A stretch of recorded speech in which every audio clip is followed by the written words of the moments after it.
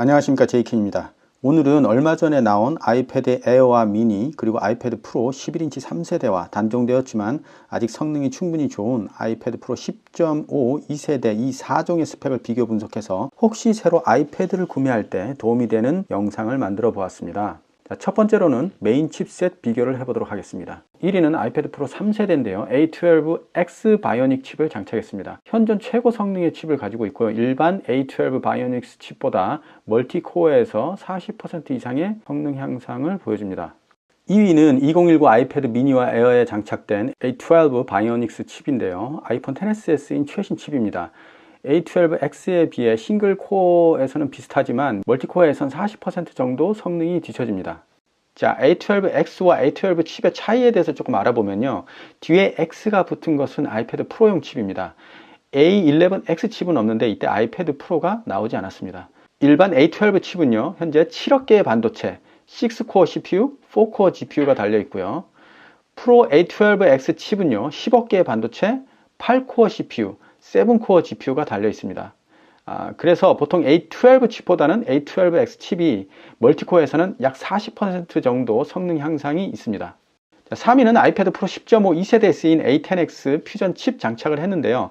프로용 칩이라 성능이 아직 쓸만합니다. A12X 칩에 비해서는 48%, A12에 비해서는 20% 정도 성능이 뒤처집니다. 자, 그런데 메인 칩이 구매 선택에 크게 좌우되지 않는 이유가 있습니다. 아이패드 프로 10.5 2세대에 쓰인 칩이 A10X 퓨전 칩을 장착했는데요. 98% 이상의 대부분의 앱들이 이 사양에서 무리 없이 돌아갑니다.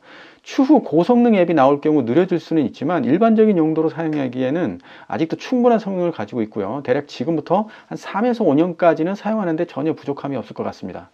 A12X 칩은 아이패드 프로 11 3세대에 쓰인 칩인데요. 현존 최고의 칩이긴 하지만 대응하는 소프트웨어가 아직 부족합니다. 고성능 게임이나 일부 영상 편집에만 영향을 미치고요. 예를 들면 A10X 칩에서는 심지어는 4K 동영상 30프레임짜리가 3개가 동시에 편집이 가능합니다. 그렇게 끊기지도 않아요. 그런데 A12X 바이오닉 칩을 장착을 하면 60프레임짜리도 무난하게 돌아간다는 장점이 있죠. 그런데 일반인이 4K 동영상 3개를 동시에 아이패드에서 편집할 일이 그렇게 많지는 않지 않습니까? 그죠? 그리고 고성능 게임 같은 경우 예를 들어서 프레임이라든가 이런 게 훨씬 아이패드 프로 11 3세대가 성능이 더 좋은 게 사실입니다. 그런데 이런 게임들이 몇 가지 안 된다는 얘기죠. 그래서 추후에 2년이나 3년 후에 고성능 게임이 많이 나온다던가 고성능 영상 편집 프로그램이나 혹은 그런 앱이 많이 나오게 되면 아무래도 A12 바이오닉스 칩이 훨씬 더 좋을 수가 있겠습니다. 자, 마지막으로 2019 아이패드 미니와 에어에 쓰인 A12 바이오닉 칩은요, 아이패드 프로 10.5보다 약 20에서 30% 정도의 성능 향상이 있습니다. 그래서 앞으로 약 5년 이후에도 충분히 이 칩이 달린 기기들은 얼마 정도 활용을 할 수 있고 잘 쓸 수 있다는 얘기죠. 결론은 5년 이상 쓰려면 고성능의 칩이 달린 패드를 사고 그 전에 기기를 바꿀 용의가 있다면 아이패드 프로 10.5로도 충분히 좋다는 것을 말씀드립니다. 자, 두 번째로는 디스플레이 비교를 한번 해보도록 하겠습니다. 자, 1위는 당연히 아이패드 프로 3세대겠죠. 264 ppi를 가지고 있고요. 밝기는 600니트를 가지고 있습니다. 나머지는 똑같이 264 ppi고요. 500니트로 거의 같습니다. 자, 밝기가 밝으면 예를 들어서 집안에서 쓰는 데는 큰 차이가 없어요. 600니트나 500니트나. 문제는 뭐냐면 밖에 가지고 나갔을 때 600니트와 500니트가 더 잘 보이느냐 안 보이느냐가 차이가 난다는 거죠. 디스플레이의 프로모션 기능에 대해서 설명을 드리자면요. 프로용 디스플레이는 화면을 재생할 때 일반 패드보다 화면 주사율이 2배 높습니다. 그래서 화면을 움직일 때 움직임이 매우 부드럽고 특히 애플 펜슬로 그림을 그릴 시에는 차이가 좀 납니다. 일반 앱 사용 시에는 사실 큰 차이를 못 느끼지만 필기나 메모만 하는 것이 아닌 그림을 그리거나 전문가적인 사진 편집을 원할 때는 프로가 더 나을 수 있습니다. 이런 면에서 보면 아이패드 프로 3세대나 2세대 구매를 추천드립니다. 마지막 세 번째는요, 램과 스피커 비교를 해보도록 하겠습니다. 자, 램은요, 많으면 많을수록 좋은데요. 앱을 실행시키고 껐다가 다른 일 하다가 그 앱을 다시 실행시킬 경우에 재실행되지 않고 바로 실행되도록 해서 세팅을 다시 할 필요가 없어 시간을 절약해 줍니다. 물론 성능 향상에도 아주 좋은 역할을 합니다. 아이패드 프로 2세대와 3세대는 모두 4기가 램을 가지고 있고요. 2019 아이패드 미니와 에어는 3기가 램을 가지고 있습니다.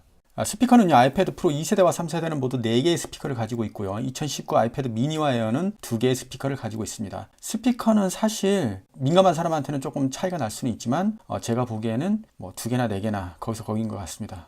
보통 블루투스 이어폰을 연결해 쓰거나 헤드폰을 연결해서 쓰기 때문에 큰 차이는 없을 것 같습니다.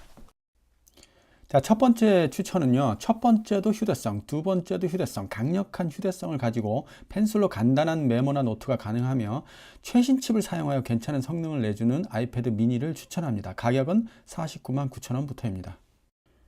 두 번째 추천은요. 최신 칩을 탑재하고 펜슬 활용이 가능하며 영상과 웹서핑 하기에 최적화된 크기를 가지고 적당한 가격이 있는 아이패드 에어를 추천드립니다. 추천 세 번째는요. 램과 스피커 프로모션 기능을 포기를 못하고 또 적절한 가격과 생각보다 우수한 성능을 아직도 가지고 있고 고성능보다는 다목적 기기 활용을 원하는 분, 그리고 그림을 그리기 원하는 분들은 아이패드 프로 2세대를 추천합니다만 단종되어서 AS에 문제가 있을 수 있음을 인지하시기 바랍니다. 자, 마지막 추천 네 번째는요. 최고의 성능, 멋진 디자인, 최신 기기, 얼리 어답터. 가격이 문제되지 않는다면 무조건 사야 될 필수품이 되겠죠. 아이패드 프로 3세대를 추천합니다. 자, 오늘은 여기까지고요. 오늘 영상 봐주셔서 감사드립니다. 영상이 마음에 드시면 구독과 좋아요 부탁드립니다. 좋은 하루 되십시오.